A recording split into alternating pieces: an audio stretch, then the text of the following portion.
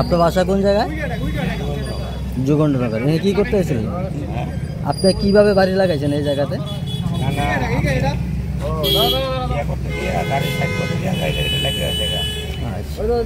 আপনি কি ভালো অবস্থা আছেন?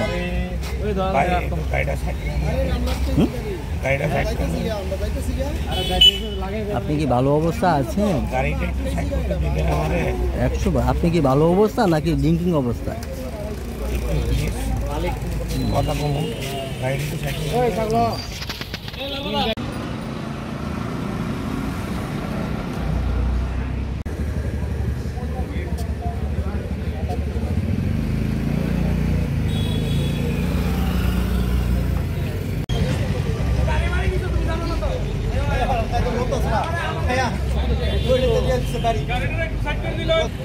আচ্ছা ঠিক আছে, টানে দিবেন তো? স্কুটি দিবেন তো? স্কুটি দিবেন আর গাড়িও দিবেন।